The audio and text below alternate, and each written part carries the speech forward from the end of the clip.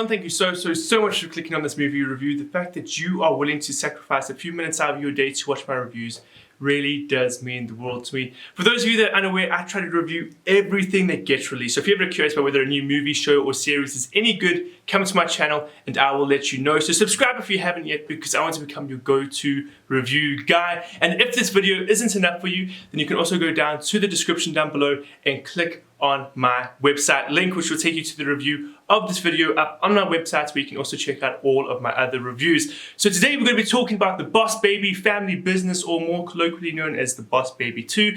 As you can see, I am all teched out and ready to tackle this review. But guys, I want to give you a short little story first about my way to the cinema, so you can understand my headspace and then better understand my enjoyment of this film. So guys, I live in Joburg, and I just need to let you guys know that, because Joburg has just got the worst traffic. It's just infuriating driving to any destination. But I went to the wrong cinema twice. So I was not only driving through the worst traffic more than I needed to, but I kept going to the wrong location, and when I finally found the right cinema, I was 10 minutes late. I walked in, I was so frustrated. And I was in such a bad headspace. And you know what?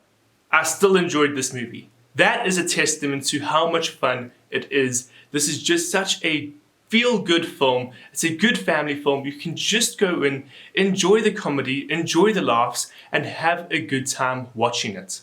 Cool, so the film actually follows Tim and Ted, who have now grown up, and they've come together in an unexpected way as they take a magical formula that transforms them back into children, or in Ted's case, a baby. And they have to join forces with Tim's secret agent daughter, and they have to go undercover into a school to discover the plans of an evil genius.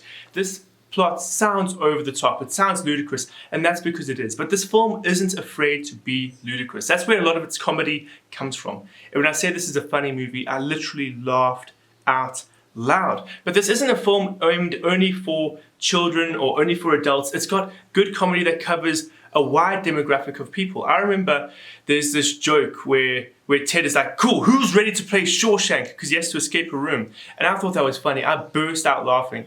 And this little kid right next to me leaned over to his mother and said, Mom, why is that man laughing? And I thought that was hilarious, because that's a great depiction of like, cool, we needed to write a joke that adults will understand.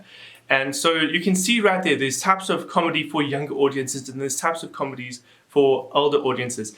And then also the voice acting was phenomenal. I've loved Alec Baldwin ever since I watched him in Thomas the Tank Engine. Yes, that's where I first saw Alec Baldwin. And I just loved his voice. Even as a child, I thought, I was like, yo, that man's got a cool voice. And so my love for him has only grown as I've gotten older and I've consumed more of his films.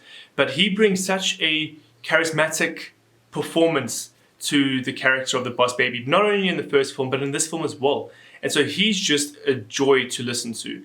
And he's got perfect comedic timing. He's great, he's engaging. He ultimately carries this film in many ways because he's just that great. But ultimately, at the core of this film, it's always about relationships between siblings. Not just the brotherhood between Ted and Tim, but also their children and how they engage with one another and their relationship as sisters. So brotherhood and sisterhood is the narrative through line of this film.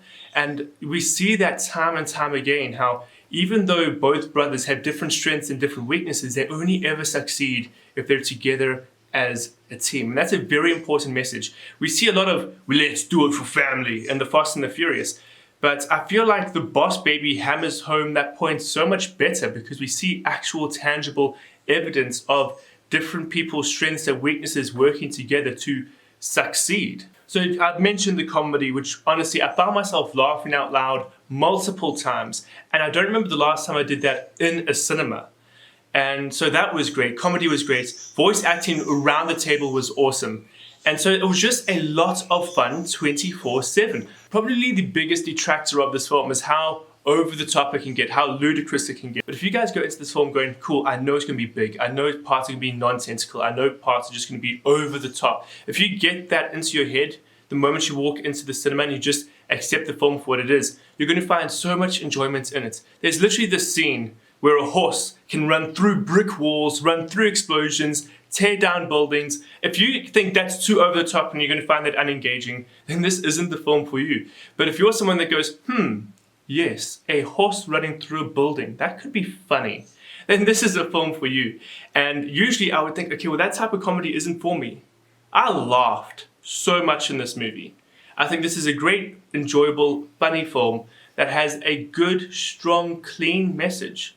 I think it's a film that any family can watch and enjoy together and have a good time with. But guys, thank you so much for watching my review. You guys are the best. You are awesome. If you haven't yet, please subscribe. It would mean the world to me. And I hope to see you again in another review.